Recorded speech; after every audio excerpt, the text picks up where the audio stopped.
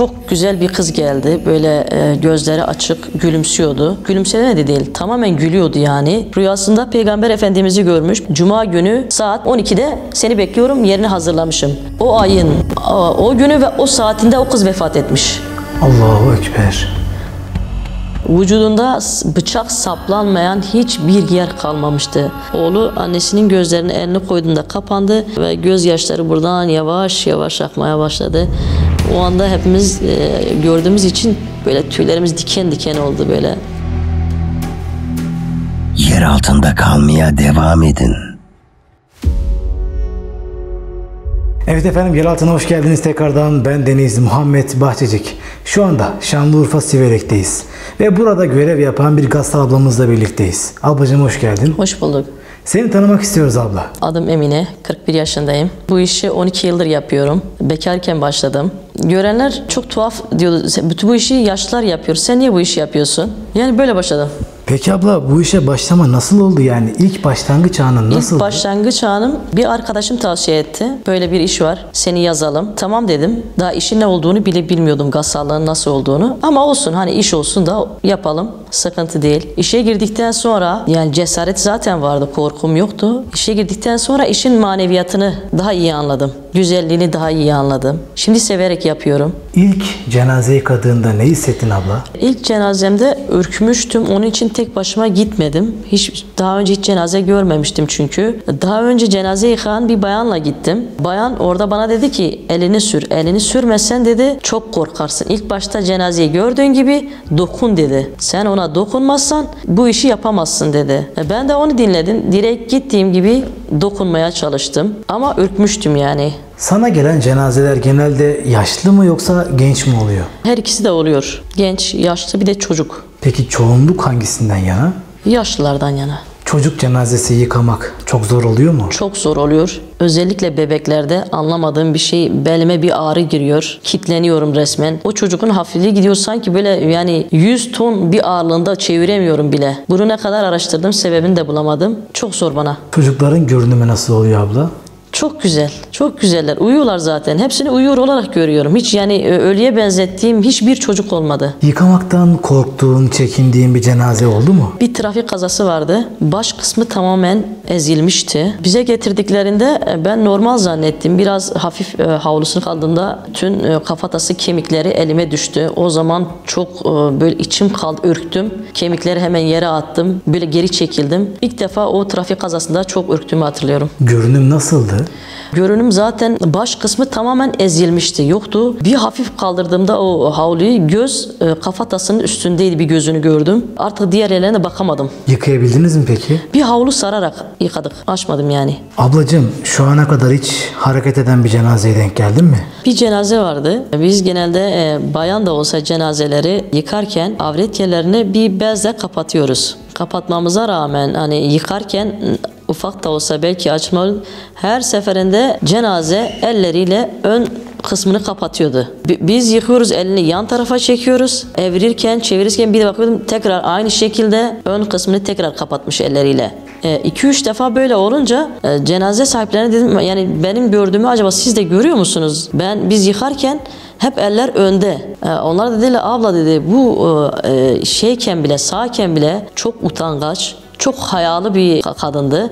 Çocukları diyor işte biz bazen diyorduk ki anne gelip sana banyoda yardım edeyim. Hayır sakın yani ben kendim yaparım. Hiçbir şekilde diyor yani hiçbir şekilde bizi içeri almaz. Açık giyinmez. Hani banyo yaparken bile böyle kendini kapatarak sararken bu şekildeydi diyor. Çok utanıyordu. Biz yıkarken de aynı şekilde. Eller hep önde. Ön kısmını kapatmaya çalışıyordu. Sonuna kadar bu şekildeydi. Abla, kanserden dolayı vefat etmiş cenazeler nasıl bir görüntüye sahip? Biraz daha renkleri koyu. Diğer cenazelere oranla biraz kokular farklı oluyor genelde. Ailen ve çevren ne söylüyor bu işi yaptığın için? Ailem artık alıştı. Çocuklarım şu anda onlar yavaş yavaş anlatıyorum. Alışmışlar, biliyorlar, farkındalar. Yani büyük bir insandan daha bilgililer bu konuda. Ölümün detaylı olarak biliyorlar şu anda. Çevreden çok tepki alıyorum. Çevre nasıl böyle bir iş yaparsın? Para için mi yapıyorsun? Böyle bir iş yapılmaz diyorlar. Tabii onlar işin maneviyatını artık bilmiyorlar, yani güzelliğini görmüyorlar. Bazen parkta oturuyoruz. Ne iş yapıyorsun? Cenaze yıkıyorum. Ay aman aman, hemen kaçan var. Bir gün annemlerde misafirken, annemle misafiri vardı. Bayana çay verdim. O arada konuşurken kadın çayı elinden düşürdü korkudan. Hayır, çayını bırakıp kaçtı. Sen cenaze mi yıkıyorsun? Bir daha da annemlere gelmedi o kadın korkudan.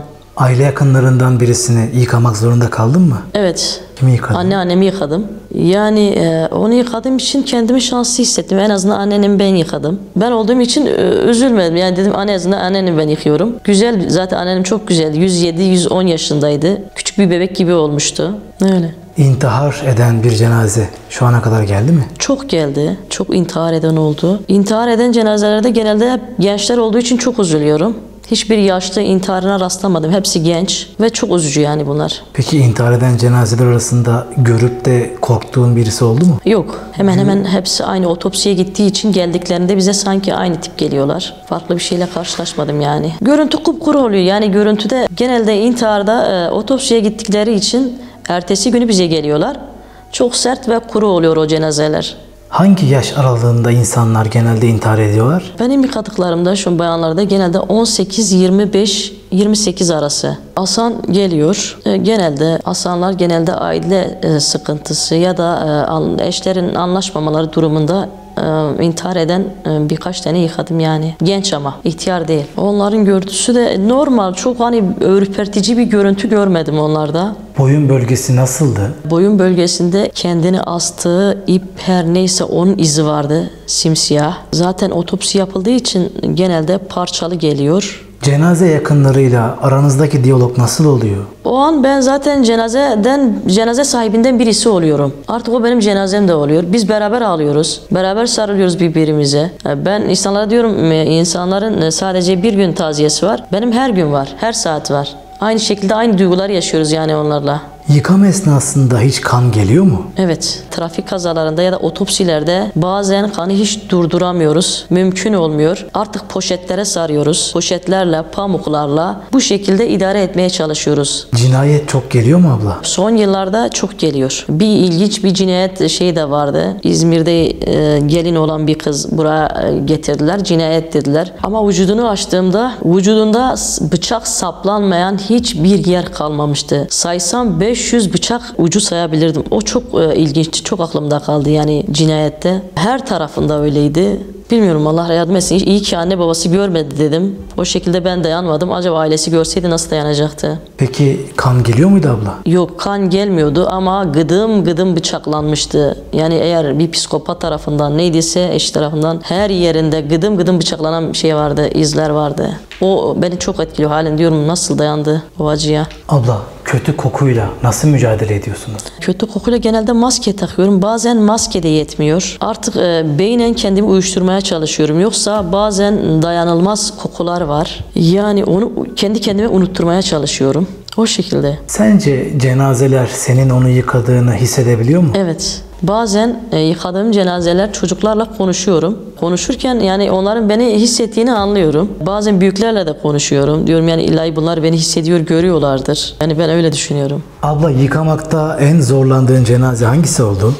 Genelde çocuk cenazeleri oluyor. Ama bir tane daha vardı. Çok kilolu bir bayandı. Onda yani kıpırdatamıyordum resmen. Çok zorlandım onda. Görüntü olarak da çok şiştiği için ürkmüştüm. O cenaze çok zordu. Sence cenazeler Azrail'i gördüğü için yüzlerinde bir değişiklik oluyor mu? Yani Evet. yıkarken fark ediyor musun? Evet, evet. Bazıları herhalde güzel görüyorlar. Güzel gördükleri için bazı gülümseyen cenazeler oluyor. Ama bazıları da yani çok farklı. Korktukları belli. Ağız yapılarından, diş yapılarından yani değişik olanlar var. Abla, hiç ojeli, makyajlı bir cenaze geldi mi şu ana kadar? Bir cenaze Gaziantep'ten Diyarbakır'a düğüne gitmişlerdi. Düğün esnasında araba ailenin tamamı kaza yapmıştı. Hepsi de süslenmiş, püslenmiş, makyajlıydı. Genç kızlardı. Gece yarısıydı. Bizde aseton da yoktu. Ailesini mecburen eczanelere gönderdik. Gece 2 civarıydı. Aseton bulup onları tek tek çıkarmak zorunda kaldık. Zordu yani ojeli olanlar. O şekilde aseton bulup temizlemeye çalışıyoruz. Sence cenazeler yıkanırken kendilerini izliyorlar mı? Bence kendilerini izliyorlar. Hatta zaten bize yardım ettiklerini de söylüyorlar o esnada. Yani biz de öyle biliyoruz. Bize cenaze, mezara gidene kadar bize yardım ediyorlar. Oradalar yani. Bazen ailelerine diyorum ki konuşun, daha burada istediklerinizi söyleyin. Da ayrılmamışken çoğu ailesi de yani yakarken de konuşuyorlar yani onlarla. Kafası gövdesinden ayrı ya da vücudunun bir parçası diğerlerinden ayrı bir cenaze geldi mi? Kafası değil de benim komşum, onlarda trafik kazasıydı. Gövde tamamen ayrılmıştı. Kenarda, sadece sağ kenarda bir ip şeklinde bir tık et tek kalmıştı. O çok zordu. Yani elimi vursam tamamen ikiye bölünecek şekildeydi. Onu yıkamak çok çok zor oldu. Bağırsaklar tamamen dışarıda. Hiçbir iç organı içeride yoktu. Hepsi dışarı çıkmıştı. O şekilde poşetleyerek yine sarmaya çalıştık. Çürümüş cesetler geliyor mu hiç? Bir tane rastladım. Yaşlı bir kadındı. Üstünü açtığımda ön taraftan hiçbir iz yoktu. Tertemiz, bembeyaz. O kadar güzel bir kadın ki. Ama çok kötü kokuyordu. Ben koku nereden geldiğini hiç anlamadım. Şimdi ön tarafa bakıyorum. Hiçbir şekilde bir tık bir çizgi bile yok. Secde yaparken bel kısmını kaldırdığımızda belinin tamamen yukarıdan aşağı hepsinin çürüdüğünü, etlerin aşağı döküldüğünü gördüm. Uzun süredir yatalak olduğu sonradan öğrendim. Genç bir kadındı ama bel tarafı tamamen çürümüştü. Koku dayanılacak gibi değildi.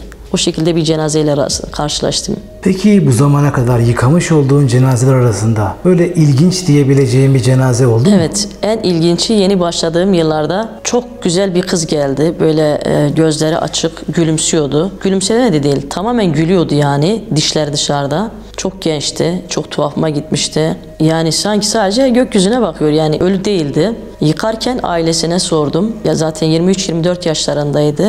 2 çocuk annesiydi. Hemşire bir kızdı. Çok inançlı bir kızmış. Çok namazında, niyazında. Çok güzel, dindar bir insanmış. Bu kansere yakalanmış. Ailesine sordum. Dedim bu çok, ben yıkadığım cenazelerin içinde hiç benzemiyor yani. Evet dedi, bu küçüklükten beri çok inançlı bir kız. Namazında, niyazında. Bundan bir ay önce rüya görmüş. Rüyasında Peygamber Efendimiz'i görmüş. Peygamber Efendimiz demiş ki işte falanca ayın 22'sinde Cuma günü saat 12'de seni bekliyorum, yerini hazırlamışım. Ve bunlar hesaplamışlar. O ayın, o günü ve o saatinde o kız vefat etmiş. Allahu Ekber. Çok ilginç. Bayağı Tüylerim benim de diken diken oldu o zaman. Şok oldum böyle ama hiç cenazeye benzer bir hali yoktu. Sadece herhalde gülümsüyordu. Çok güzel bir gülümsemeydi. Gözleri açık. Hiçbir kayganlık yok. Hiçbir saydamlık yok. Bembeyaz böyle. Çok ilginçti. Kokusu nasıldı peki? Çok güzeldi. Hiç cenaze kokusu yoktu. Normal bir insan gibi, yanında oturmuş arkadaş gibi, çok güzeldi. İlk başladığım yıl oldu. 11-12 yıl oldu. Hala aklımda. Cenaze yıkarken hiç unutmadığın bir an oldu mu? Yani genelde cenazeleri yıkadıktan sonra orada her şeyi unutuyorum. Yani hiçbir şey aklıma gelmiyor. Çok güzel gülen cenazeler haricinde bütün cenazelerin simaları, hiç kimseninki aklıma unutuyorum o şekilde. Bu meslek hayatınız boyunca hiç komik bir olay yaşadınız mı?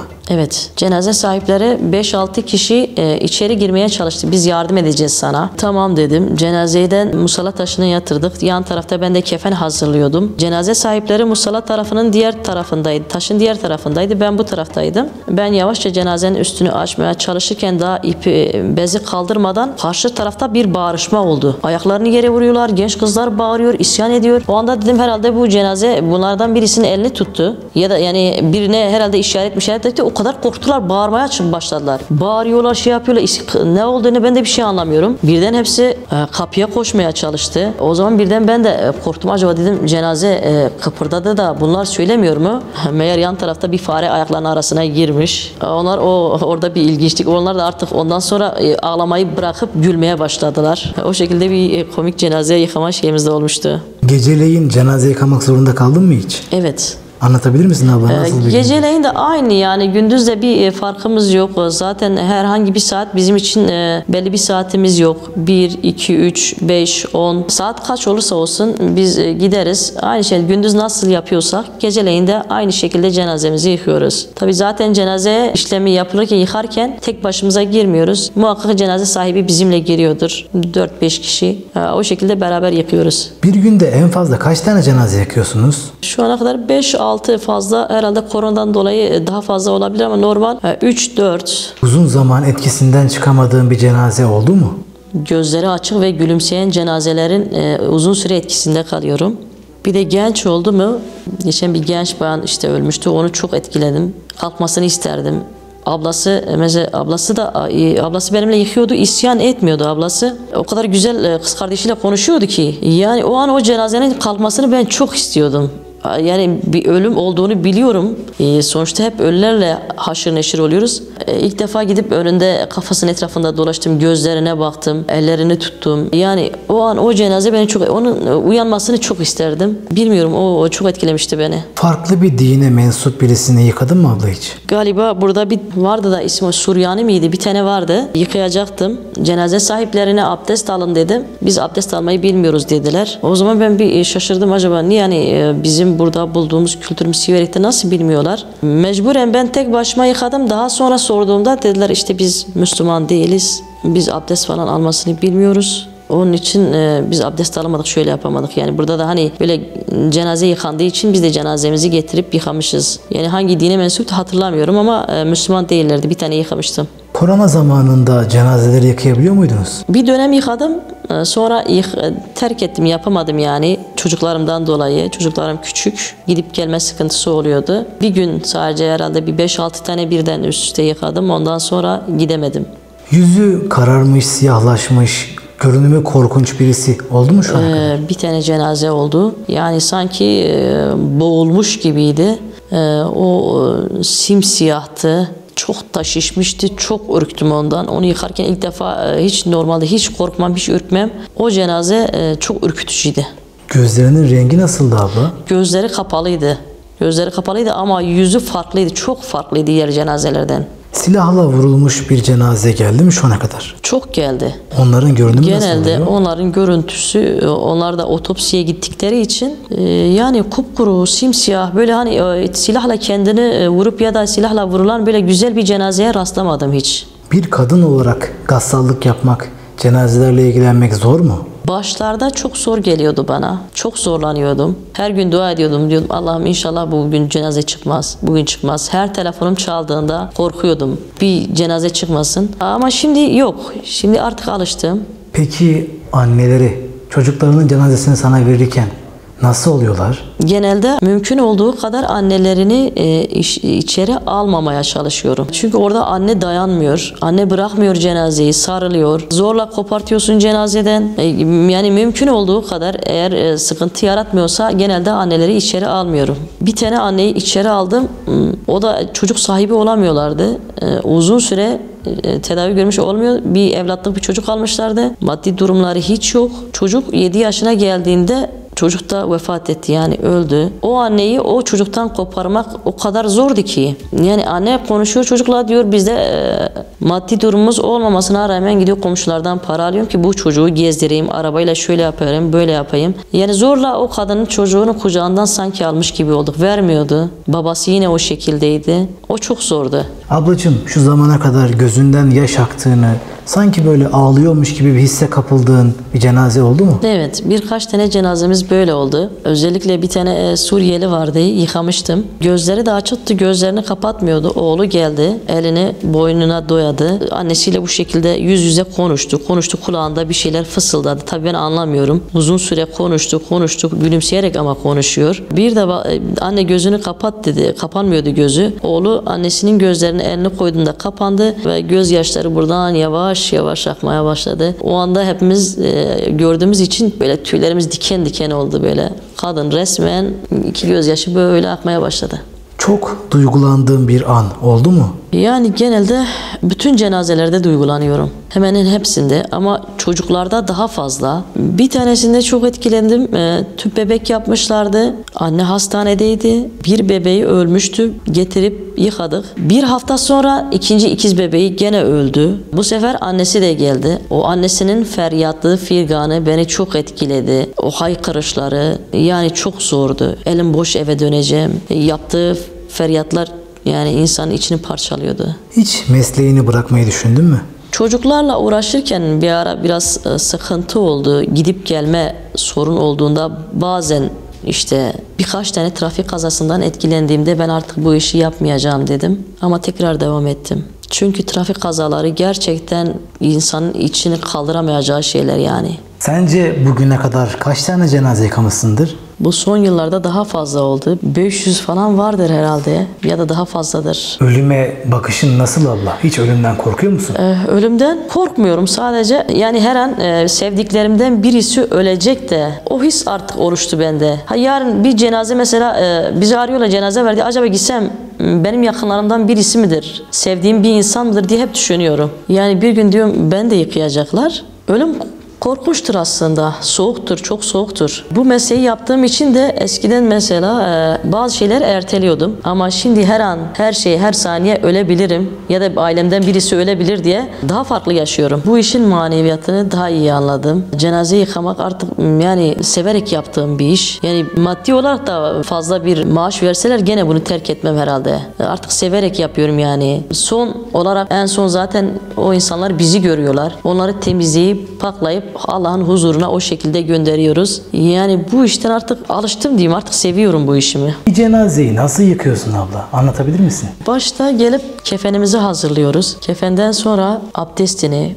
gusül abdestini aldırıyoruz. Sağa sola çeviriyoruz. Secdesini yaptırıyoruz. Varsa kanama yerlerini kanamayı durdurmaya çalışıyoruz. Pamuklarla olsun, bant olsun. Ondan sonra havlularla güzelce bir kurutuyoruz. Kuruttuktan sonra kefenimize sarıyoruz. Tam kapatmadan önce ailesine sorum görmek isteyen varsa gelip görüyorlar. Çocuklar olsun, ailesinden birileri olsun. Onlar gördükten sonra tamamen kapatıyoruz. Abla gençlerimize, izleyicilerimize, şu anda bize kulak vermiş, gönül vermiş insanlara ne söylemek istiyorsun? Ölümün her an gelebileceğini, yani her an sevdiklerimizden birisinin ölebileceğini, ona göre yaşamamız gerektiğini, ona göre sevdiklerimize yani gidip sarılın yani onların sevginizi belli edin. Çünkü ölüm her an gelebilir. Bu şekilde yaşayın, dininizi o şekilde yaşayın. 5 dakika sonra ne olacağı belli değil. Ve ölen kişiyi öldüğü anda ben diyorum ki yani desem ki bir dakika izin verin bana tekrar kalksın ben ona bir şey söyleyeyim o bile yok. Bir saniye bile artık geri dönüşü yok. Yani onun için